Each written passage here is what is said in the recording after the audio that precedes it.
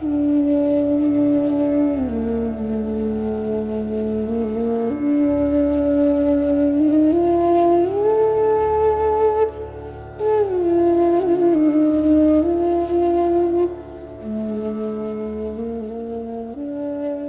story of ants in a burning log. A famous story about how Dharam Das met his spiritual master one day, a mysterious figure by the name of Kabir. Dharam Das was extremely devout and practiced all the rules of charity toward the poor and guests. One day Dharam Das arrived at Mathura on a tour of sacred bathing places. After bathing in the Yamuna River, he set about preparing his food. When he gazed at the fire, he noticed that an army of ants was desperately trying to escape from a burning log.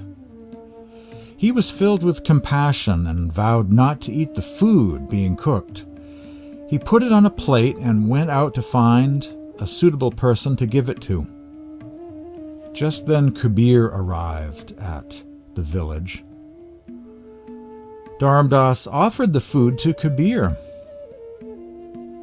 and Kabir turned to him and said, "Listen, merchant Dharam Das, when you were making this food, millions of ants were killed.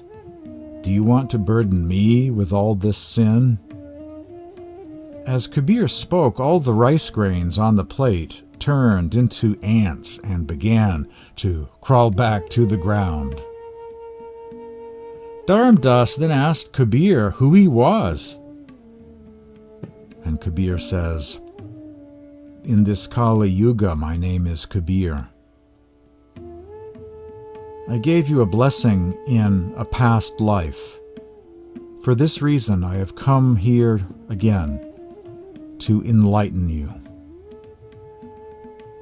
A charming story about how this mysterious figure by the name of Kabir walked into the life of Dharam Das, someone who would eventually become Kabir's closest disciple and spiritual successor. On today's edition of Spiritual Awakening Radio, an introduction to Kabir and some of the literature of the spiritual path of Kabir, mainly focused on a kind of Gnostic Gospel of India known as the Anurag Sagar, a kind of Gospel of Kabir. The Anurag Sagar, Kabir's Ocean of Love. My name is James Bean. Welcome to Spiritual Awakening Radio.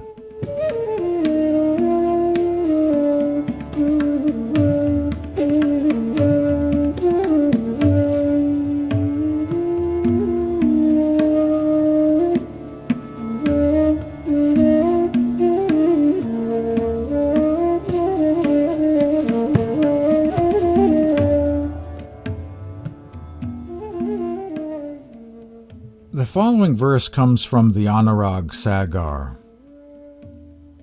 Just as the lotus blooms after getting the light of the sun, in the same way the sufferings of the soul from ages and ages are finished after having vision or darshan of the true eternal being, God, Sat Purush.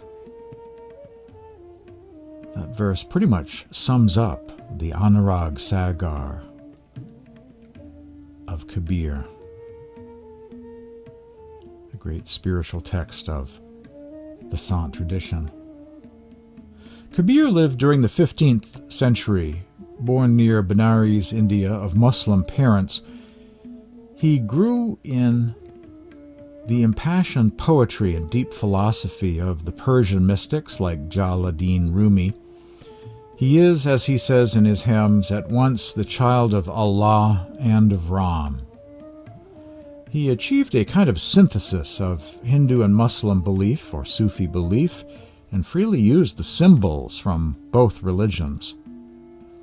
Kabir was a weaver, a simple and unlettered man who earned his living at the loom. Kabir became the weaver of God's name. It is out of the heart of the common life that he sings his rapturous lyrics of divine love or bhakti. Kabir is an Islamic name popular in the Muslim world. It's one of the 99 names of Allah found in the Quran, meaning the greatest. Kabir was indeed a very great soul, a kind of Christ of northern India, believed by some to be one of the most advanced souls to ever incarnate in the world during this Kali Yuga age. And some believe he incarnated during the previous yugas of time, or great vast epochs of time, in the distant past as well, making Kabir a kind of Adi Guru or proto or primal guru of the planet, reinventing the spiritual path again and again during each age, these vast epochs of time known as yugas. Today, Kabir has over 25 million devotees in various Kabir Panth and Sant lineages and Radhasoami lineages, and is universally loved by Sikhs, Hindus, and Muslims alike. Kabir's hymns are still sung in the satsangs, or spiritual gatherings of various spiritual paths, all over India and around the world. Kabir is everyone's universal saint.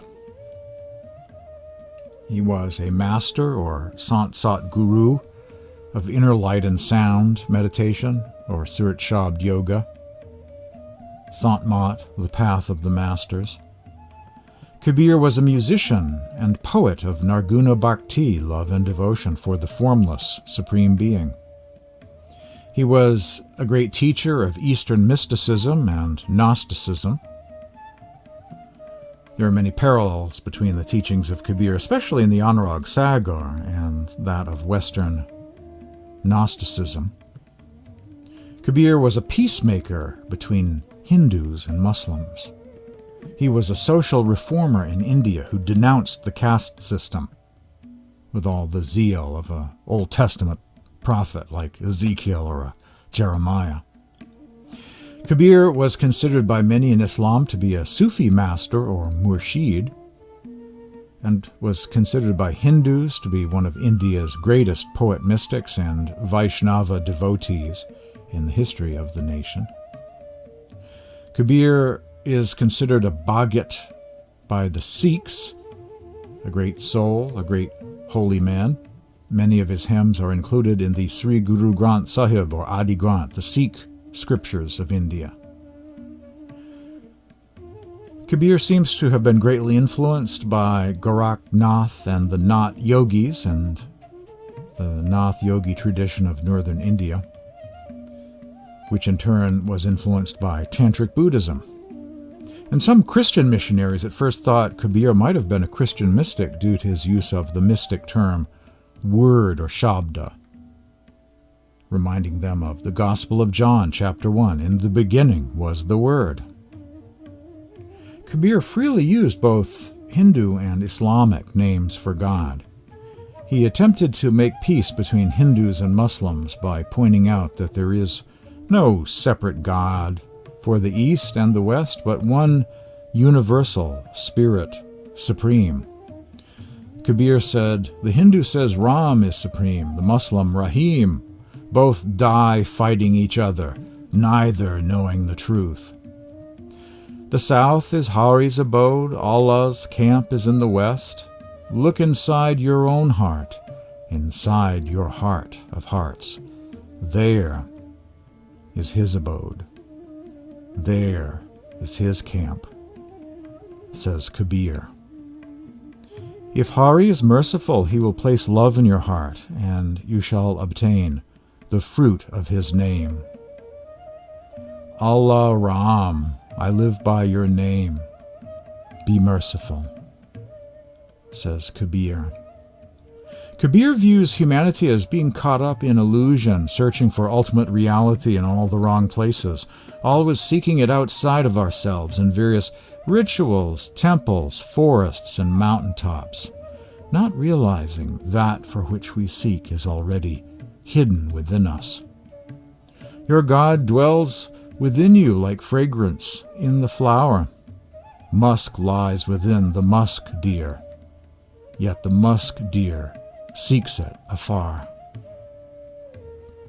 For Kabir, God, called Allah in the West and Hari in the East, can be experienced directly in a rapturous meditative state of love, bliss, and visions of light, auditions of heavenly sound, a total oneness of soul and oversoul in the ocean of love.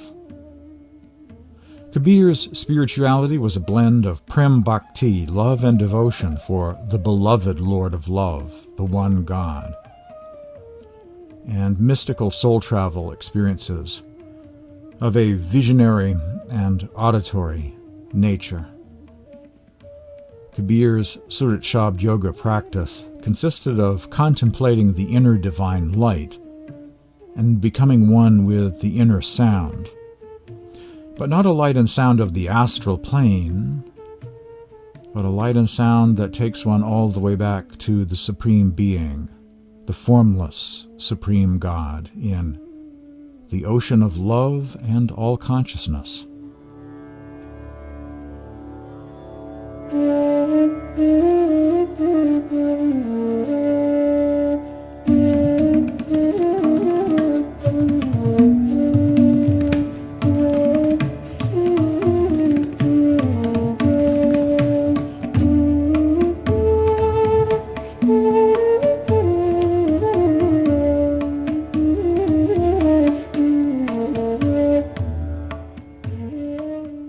Russell Perkins, writing in his introduction to the Anurag Sagar or Kabir's Ocean of Love, published by Sant Bani Ashram, said, "The alert reader of Swamiji's Sarbachan or the books of Sant Kripal Singh will notice many points of contact. Tulsi Sahib of Hathras devoted a major portion of one of his principal books to the detailed commentary on certain aspects of the Anurag Sagar. Baba Jamal Singh considered it to be the most authoritative book on the teachings of the Masters, as the following account by his disciple and successor Sawan Singh Ji shows. On the fourth day I went to attend Satsang. Babaji, or Baba Jamal Singh, was at that time explaining the meaning of Japji Sahib of Guru Nanak. Well, I started my volley of questions, so much so that the audience got tired and began to feel restless at the large number of questions I had put.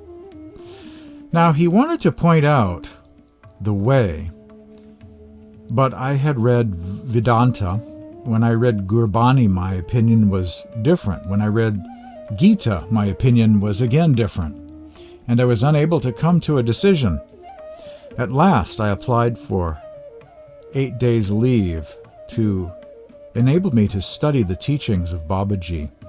He advised me to read Kabir Sahib's Anurag Sagar. I immediately ordered 8 copies of this book from Bombay, so that I could also give some to my friends. After several conferences with Babaji, I was thoroughly convinced and received initiation from him on the 15th day of October in 1894.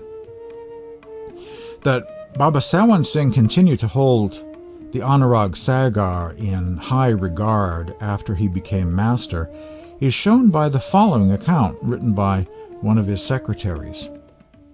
Huzur Baba Sawan Singh one day told Seth Vashdev, whose car is always at Huzur's disposal, that he should read Kabir Sahib's Anurag Sagar, the Ocean of Intense Love. Huzur said that without studying it, one cannot fully understand the difference between Kal, the negative power, and Dayalmat, the path of the true and merciful God. nor can one fully grasp the teachings of Sant Mat. Some thoughts about the origin of the Anurag Sagar, Kabir's Ocean of Love. I'm not really sure when the Anurag Sagar first is quoted by someone in India, which would give scholars a clue about the date of composition. Knowledge about who actually wrote it has become lost, perhaps even in the Kabir Panth world itself, and knowledge about the origins and date of composition has never really been known by later Sant Mat paths and fans of the book reading many centuries later. So some reading it might just take it all literally, like some do with the book of Genesis or other scriptures. One of the many downsides of literalism, the Anurag Sagar is fairly late in composition, I suspect, as it sums up the message of Kabir from the perspective of a very well-developed tradition, and one rather informed by other collections of Kabir scriptures. It reminds me of the 3rd century A.D. Gnostic Gospel of Pistis Sophia, and its more developed or complex summing up of the meaning and teachings of Christ, and with the clear influence of other earlier gospel material. So the Anurag Sagar itself is not a book literally written by Kabir. As I shared earlier, Kabir was not someone who wrote. Others wrote down what he said, but Kabir was not a writer. And the Anurag Sagar suggests a more complex and more developed understanding of Guru Kabir, suggesting the passage of time, suggesting already the existence of other books such as the Bijak of Guru Kabir as well. So it's not an early book. It is a kind of summing up. It is a kind of gospel of Kabir, which is why it's so popular, why it is considered to be such an authoritative text. It is a book that is a collection of the wisdom of Kabir and is an understanding of the meaning of Kabir's coming and spiritual teachings. Anurag Sagar, The Ocean of Love, is but one volume of a larger collection known as the Kabir Sagar, or Ocean of Kabir, with many more of these question and answer dialogue catechisms between Kabir the master and Sant Dharam Das, the disciple. The Dharam Dasi Kabir Panth has a vast amount of this Kabir Dharam Das literature, besides the Anurag Sagar. I suspect that the Dharam Das Kabir Panth gurus wrote under the pen name of Kabir over many generations. There are so many volumes of this Kabir Sagar. There are so many books in the earlier Sant tradition attributed to Kabir and Sant Dharam Das that there are too many books for one person to have composed. So I see this literature as a bit like the Sikh scriptures of India, where you have many gurus over several generations composing these books. And only recently, it is said, that the gurus of the Kabir Panth started to compose hymns and prose under their own name. So during those previous centuries, before the 20th century, they wrote under the name Kabir. And this also reminds me of the Corpus Hermeticum of Egypt. You have all of these writings, all of these books, attributed to Hermes Trismegistus in the Hermetic tradition. And that literature represents the writings of many sages in the ancient world, writing under the pen name Hermes Trismegistus. So the same sort of thing was going on in the Kabir Satsang.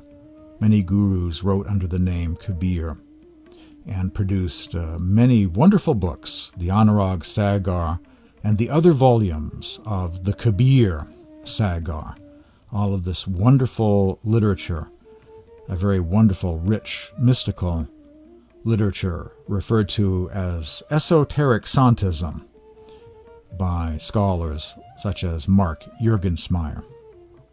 This literature of Kabir describes Surat Shabd Yoga meditation, inner light and sound meditation practice, and a kind of cosmic struggle between the positive power and the negative power, reminding me of Manichaean Gnosticism. In fact, I wonder if perhaps Dharam Das knew a few Manichaeans, had a few Manichaean friends long ago in India, because the Anurag Sagar presents this struggle between Kal Niranjan, the negative power, and the positive power.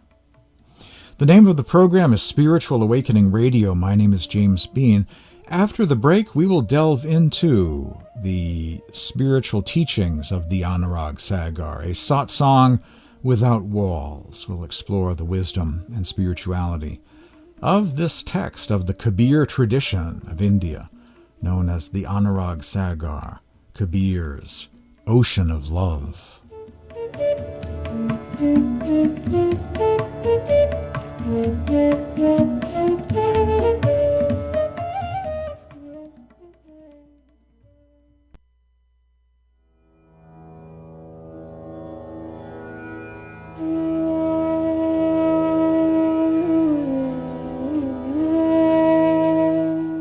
Today on Spiritual Awakening Radio, my focus is a Gnostic Gospel from India known as the Anurag Sagar, the Ocean of Love, as described by Dharam Das, disciple of Guru Kabir. I believe that Sant Dharam Das might have had a few Manichaean Gnostic friends. I say this because the Anurag Sagar describes a kind of cosmic conspiracy afoot, a Manichaean struggle between two powers going on over the ages in this universe. There is a positive power, a true God of love, forgiveness, grace, and light, and a false God of time, death, darkness, and illusion, known as the Kal Niranjan, or negative power. And there is this struggle taking place not only in the cosmos, but within each and every one of us as individuals. The mind is described so well in this text. If one were to do the Joseph Campbell power of myth analysis of the Anurag Sagar, they would immediately notice that Kal Niranjan is a kind of metaphor for the mind. As brilliant as it is, creating whole universes in this matrix of illusion, mind is limited, is a stranger to the realm of spirit beyond, in that timeless realm of the true God. It has limited perception, and each individual mind is a kind of modem or connection to universal mind. And so the mind does make a good servant, but is a bad master, has limited perception, is holding us back if our goal is to ascend beyond mind to the realm of pure eternal spirit, given names like Sachkhand or Satlok or Nirvana, the timeless, infinite spiritual realm. I think the term ocean of love is the most accurate description of God, is my favorite description of the Supreme Being, in fact. Ocean of love, an infinite ocean of love, says it all. Huzur Baba Sawan Singh describes the role of mind as a kind of force working against our spiritual progress. The cosmic conspiracy. Huzur Baba Sawan Singh, individual mind is Kal on a small scale. It is Kal's agent, attached to every soul to keep it out from the eye focus or third eye, and keep it entangled in this world. An amazing sentence, and we see this every day. We develop false beliefs We have a long list of reasons why it is impossible for us to meditate today. Or we inherit many false beliefs or religious notions about how we don't need to meditate, or we even shouldn't meditate, or there's no place to go, there's no progress that can be made during this life, or there's all of these other distractions we should be paying all of our attention to and all of our waking hours focusing on that instead. Or we're just going to keep on reincarnating as human beings over and over and over again, billions of times, no hurry, no rush. Run out the clock. Or we should start at a lower chakra and run through all of these other rituals and all of these other practices, and if there's any time left when we're 95 years old, then we can begin our spiritual journey at the seat of the soul, the third eye center. After all of these other things are done, after all of these other rituals are repeated over and over and over again, then we will become, sooner or later, eventually someday, maybe, worthy to begin. False beliefs of the mind in the matrix, trying to run out the clock and waste away, blowing off another life. Individual mind is Kal on a small scale. It is Kal's agent attached to every soul to keep it out from the eye focus, the third eye, and keep it entangled in this world. Indeed, I see it every day. There is a kind of force that does work against us. Beliefs of the mind, describing all of the reasons why it is impossible to meditate today.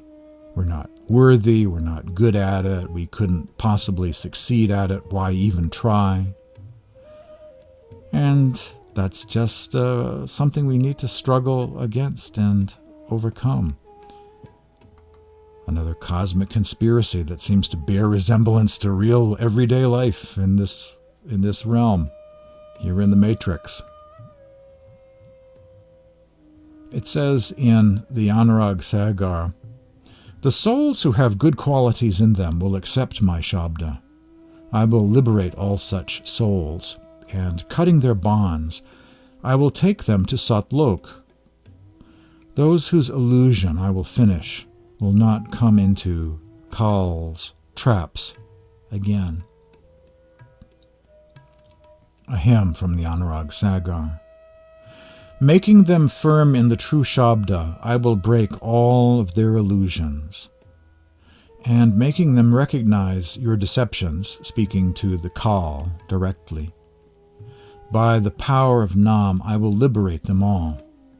Those who recognize me and my true words in their mind and will focus on the One, such souls will keep their feet on your head and will come to the immortal plane." So this is a hymn directed toward the Kal as an actual personification of mind, as an actual being that souls will be victorious over in this struggle between the negative power and the positive power. Through the intervention of the Satguru, the souls will be guided and will be victorious over the deceptions of Kal Narinjan, the false beliefs, the limitations, the limiting, self-sabotaging beliefs of the mind through the guidance of the Master will be overcome, and the disciple will prevail, will ascend and reach Satlok, the true eternal spiritual realm. More about the Anurag Sagar, the ocean of love, after these messages.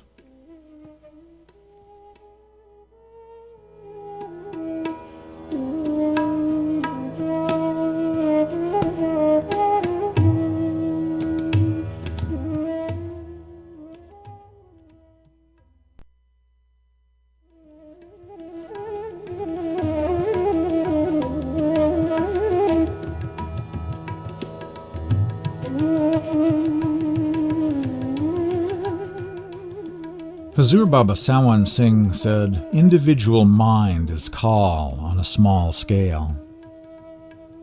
It is Kal's agent, attached to every soul, to keep it out from the eye focus, the third eye, and keep it entangled in this world."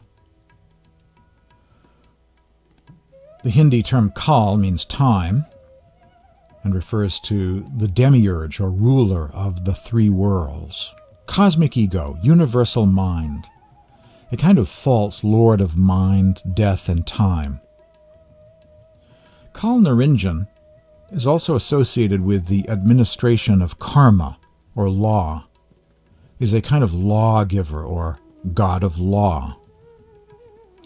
Whereas, according to the saints, the Supreme Being is a God of compassion and mercy, a God of grace, who is timeless, from above. Spirit is considered higher than mind. So mind, despite the fact it's so brilliant and creates a whole multiverse of illusion, is rather limited and is a total stranger, removed from the Supreme Being. The story of the fall of Kal Niranjan very much parallels other traditions of the fall of an angel or cosmic being who wanted to create his own realm and rule his own kingdom, that sort of thing. So what's a poor seeking soul to do if they find themselves in this multiverse of illusion? What are they to do? What is the path for awakening and liberation? How does one reconnect with that positive power and not fall into the many Kal traps of this cosmic conspiracy? If the mind is acting as a modem for universal mind, and as brilliant as that may be, it is so limited in its perception that it's actually working against us, giving us lots of false beliefs about why it is impossible for me to meditate today, and creates religions arguing against even the idea of meditation, spiritual progress, there's any place to go to, why even try, or we're busy doing these other things in order to become worthy of getting around to that someday, and on and on and on it goes, working against us, trying to talk us out of our spiritual path. What's a spiritual seeking soul to do? Kabir says to Sant Dharam Das, listen to the signs of those who will have the true name, or Satnam, within them. They will not be affected by Kal, and will not have lust, anger, egoism, and greed in them, dominating. Giving up attachment and desires, they will always keep the words of the Satguru in their heart. As the snake keeps the jewel on its head, in the same way the disciple should always keep the master's orders on his head. Kabir says to Dharam Das, if one meets the master giving up everything on his own, that fortunate one climbs the stairs of truth. If one catches attachment, illusion awakens, and that unfortunate one gives up all the devotion and knowledge. O Dharam Das, you are the essence of Sat Purush. You have come into the world to take on the work of awakening the souls. If you yourself give up faith in the Master, and looking at the things in the world, you get attached to them, then where is the place for the souls? An interesting sentence Kabir says to Dharam Das. Dharam Das is to be the spiritual successor, to work with souls that they might make spiritual progress. So he himself has to be genuine and true behind the scenes when no one is looking. The Master has to be genuine in order for spiritual seekers to be benefited by him. All the world is entangled in different kinds of thoughts, deeds, and emotions, says Kabir. The soul has fallen in the snare of illusion and doesn't know how to go back to the real home. There are many gurus in the world and have made many artificial snares. Without the Satguru, the illusion will not be finished, as the terrible Kal is very mighty. A couplet from the Anurag Sagar. I sacrifice myself on the Satguru, who gives the immortal message. Meeting him, the souls become unique and meet Sat Purush, the true original being or supreme soul. Day and night one should attach his attention to the Master and should dwell within himself like the sadhus and saints. He on whom the Satguru showers his grace, his noose of karma burns away. If one makes an effort and withdraws his attention to the third eye center, the Satguru makes him reach Satlok. Another paragraph from the Anurag Sagar of Kabir and Dharam. Only the connoisseur who will test the Shabda and listen to the teachings with full attention, and within whom these teachings will dwell, only he will understand this. He within whom the sun of knowledge will manifest and remove the darkness of attachment, only he will understand this. I am telling you this Anurag Sagar, this ocean of love, only rare ones will understand. Kabir presents this as a very rare path that not necessarily many will grasp, but some will. In order to become a true satsangi, one has to really practice the art of being awake. All of these teachings of the masters are about focusing attention, focusing one's attention, paying attention to the words, the teachings of the masters, and this leads to focusing at the third eye center and focusing on the light and sound within. Focus, attention, is everything on this path. Stay tuned for more spiritual awakening coming up.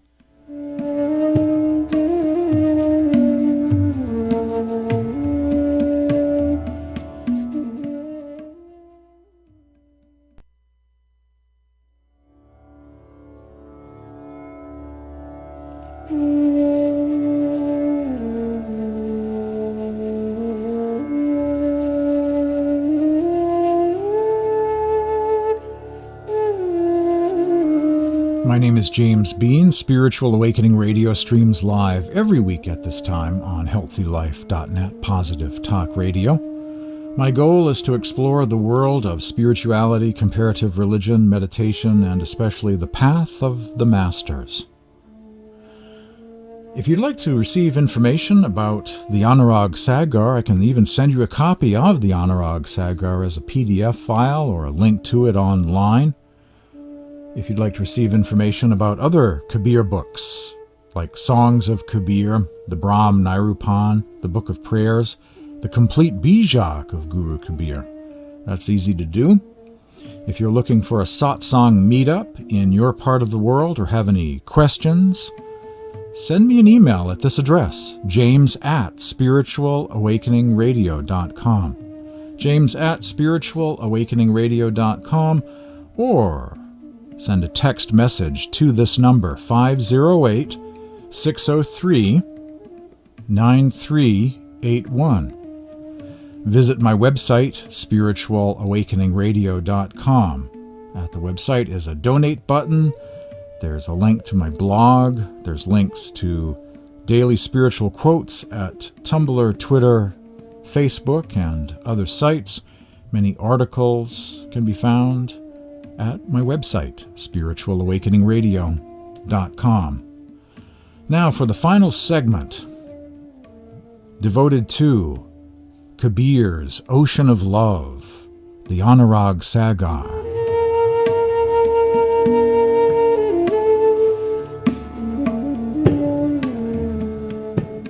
Before I read this final paragraph or two here, a couple of terms defined, according to the footnotes of the Anurag Sagar in English. Simran means remembrance. In the writings of the masters, it refers to the remembrance of God through the repetition of names of God, sacred names given in the form of mantras by a master at the time of one's initiation into the meditation practice of Surat Shabd Yoga. The term Nam, as well as the term Shabda, defined. Nam, or name, is used in the Anurag Sagar as a synonym for Shabda, or the inner sound, the sound current, the primordial positive power, the creative power of the Godhead, which is also the essence of each individual. In this sense, it is the exact equivalent of the Greek term logos, which in English has been translated word, as used in the New Testament, particularly in the first chapter of the Gospel of John. In the beginning was the Word. Shabda is another term for word or sound current, the divine sound. Shabda, Nam. And Simran is a reference to the repetition or repeating of God's name. These are stages of Surat Shabd Yoga, the spiritual path described in the Anurag Sagar of Guru Kabir. He who gets the Shabda becomes free of the dirt of reincarnation, of birth after birth. The Jiva soul who gets the Nam and Simran goes to Satlok, the true eternal spiritual realm. The soul who accepts the Shabda of the Master with firmness becomes as valuable as nectar. He goes back to his home with the strength of Sat Nam, or true name, and his soul sings in peace and happiness. Kal, the negative power, does not detain the soul who has the radiance of Sat Nam with her. Even Kal bows down to the soul who has the seal of Nam upon her. The soul goes back to the ocean of love according to the path of the masters. Literally, the path of the masters is concentrating at the third eye center, discovering the inner light and the inner sound of the positive power, coming under their protection, merging into that light and sound with one's full attention, and traveling upon that energy or current of light and sound like a fish going upstream or flowing along a cosmic river that eventually empties out into a cosmic sea or ocean. That literally is the path of the masters. The soul's return to the ocean of love, or Anurag Sagar. As Kabir said in Songs of Kabir, the collection made by Rabindranath Tagore, how could the love between thee and me sever? As the leaf of the lotus abides on the water, so thou art my Lord, and I am thy servant. As the night bird gazes all night at the moon, so thou art my Lord, and I am thy servant. From the beginning until the ending of time, there is love between thee and me. And how shall such love be extinguished? Kabir says, as the river enters into the ocean, so my heart touches thee. And our final reading from the Anurag Sagar presents a picture you may have seen in nature documentaries or YouTube videos. When baby turtles hatch out on a beach, they run toward the ocean as fast as they can. In the Anurag Sagar it says, the souls will come running to their home as is the nature of baby turtles. Isn't that beautiful? By speaking the Anurag Sugar Granth, a scripture devoted to the ocean of love. I have explained to you the secret of the inaccessible. I have described the drama of Sat Purush and the deception of Kal. Only the connoisseurs will understand the ways of living and the word of discrimination. One who will accept the word after testing it will know the path to the inaccessible. The union of Surat, the attention faculty of the soul, and the Shabda. When one gets Shabda, he reaches the realm of the saints. It is the play of the drop and the ocean. What else can one say?